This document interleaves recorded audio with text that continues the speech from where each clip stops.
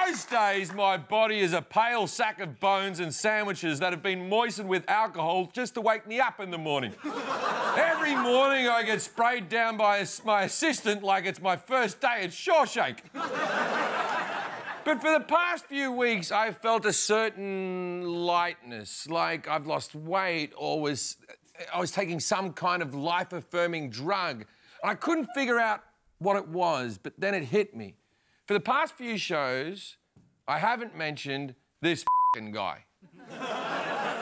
But Trump hasn't stopped being Trump. Every day he does something insane that's more insane than the last thing he did that was insane. It's all just becoming a f***ing blur. I'm trying to ignore it, but it's making me feel...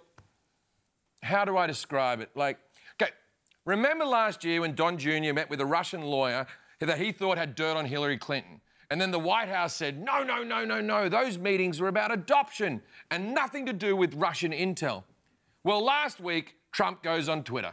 Trump tweeted this morning, quote, "This was a meeting to get information on an opponent. Totally illegal and done all the time in politics, and it went nowhere. I did not know about it." Oh, I've got it. So not the thing you've been saying for months.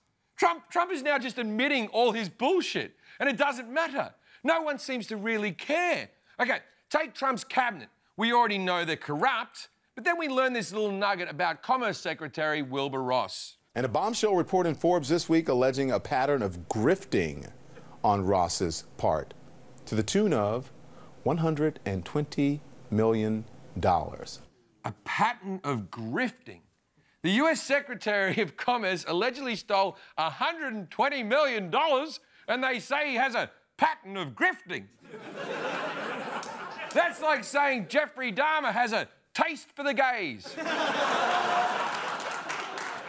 $120 million! And it's barely a blip on the radar. We used to have rules, but there aren't rules anymore. Trump has changed the way our brains respond to the world. It's caused us to feel a new kind of emotion. It's a sensation that I call, but wait, he can't. You. OK, what can you do?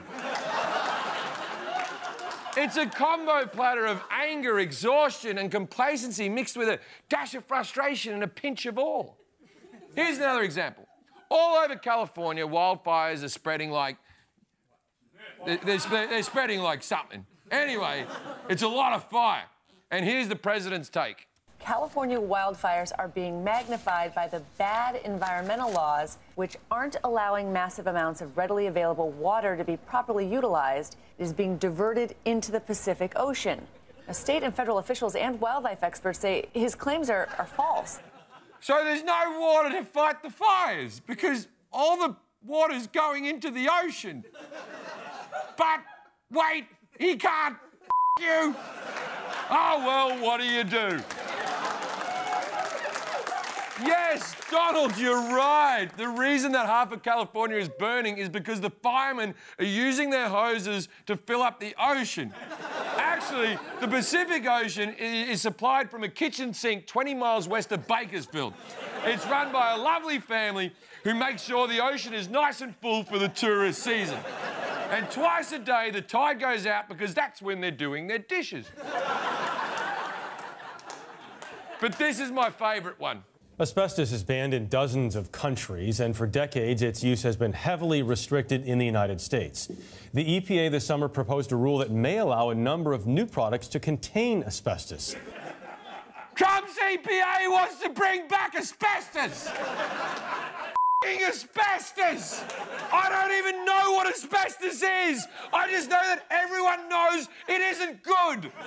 It's never been a Democrat or Republican issue! There's never been an anti-asbestos candidate versus a pro-asbestos candidate!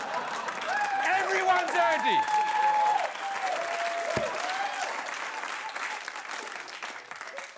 Well, not everyone. In New York City, we have a lot of asbestos buildings, and there's a whole debate about asbestos. I mean, a lot of people could say that if the World Trade Center had asbestos, it wouldn't have burned down, it wouldn't have melted, okay? A lot of people think asbestos, a lot of people in my industry think asbestos is the greatest fireproofing material ever made. But what he can't you. Oh, well, what are you going to do? 12 to 15,000 people die from asbestos every year, but according to Trump, not using it caused 9/11.